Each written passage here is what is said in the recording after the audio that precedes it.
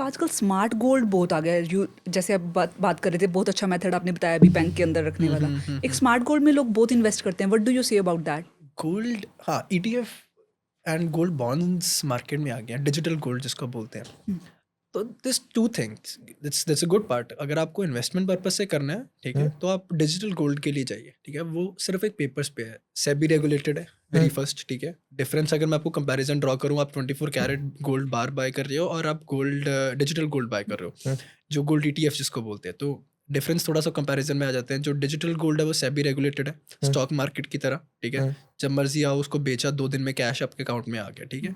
उसको आप, क्योंकि आपके मतलब आपके पास फिजिकली कुछ नहीं है, सिर्फ आपके पेपर्स पे वो चीज़ें हैं, दैट्स सोनली फॉर इन्वेस्टमेंट। अगर आप फिजिकल गोल्ड की बात कर रहे हो, तो physical gold in hand, it's more like emotions, and वो चीज़ आपके पास है, वो इंस्टेंट कैश है, ठीक है। इंस्टेंट कैश तो दोनों ही है, वो 2 दिन में सेटल होएगा, वो आप जहाँ मर्जी जाके अपने जूलर से सेम डे करवा सेटल लो। कर लो, राइट। उससे आपका जो गोल्ड आपके पास 24 कैरेट गोल्ड बार है, उसको बाद में आप ज्वेलरी बनवा सकते हो या कुछ कर सकते हो, मतलब one and the same thing. अगर आपको सोली इन्वेस्टमेंट पॉइंट ऑफ व्यू से आपको गोल्ड में डालना है, तो ETFs और गोल्ड बॉन्ड्स ये सब सेफर ऑप्शंस ये है। सेम ही वर्क करते हैं जैसे नॉर्मल गोल्ड वर्क करते हैं? हाँ, सेम प्राइसिंग है, same pricing. Okay.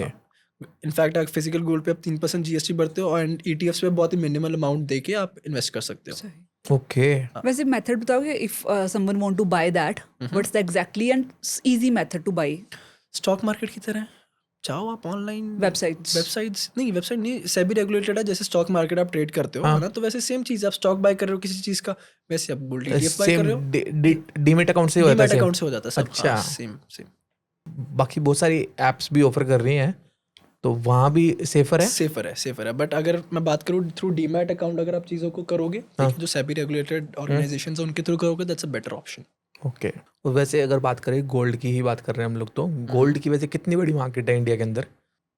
82 lakh crore, मतलब Indian market for gold, it's huge, huge.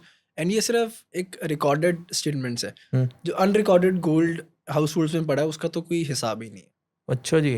जो टेम्पल्स के पास अनकाउंटेड गोल्ड पड़ा है उसका तो कोई हिसाब ही नहीं है।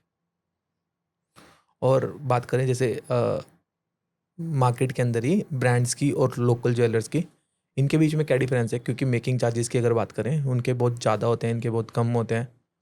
देखो, गोल्ड तो हर जगह सेम बिकता है, ठीक है। गोल्ड अगर आप मेरे से 22 कैरेट परचेज करना हो, तनिष्क से 22 कैरेट परचेज करना चाहोगे, that's one and the same thing. Right. देखो, थोड़ा डिज़ाइन डिफरेंशिएशन आ जाता है, वो as a consumer point of view आपको डिसाइड करना है कि आपको तनिष्क की डिज़ाइनिंग ज़्यादा पसंद आ रही है या हमारी या किसी और लोकल ज्वेलर की डिज़ाइनिंग ज़्यादा पसंद आ रही है। फिर उसके बाद आपको कंपैरिजन ड्रॉ करना है, तो मेकिंग चार्जेस, देखो एक ब्रांड ने अगर ऑपरेट करना है तो उसने अपनी मेकिंग चार्जेस या अपनी running cost as a consumer उससे ही निकालनी है, ओके, ठीक है। राइट। तो हम जो लोकल ज्वेलर्स है वो छोटे लेवल पे है, तो उनका छोटे लेवल वाला जो समझ काम है, गया। तो उस अकॉर्डिंग उनकी कॉस्ट आ जाती है चीज़ों की। There okay. Is no such difference.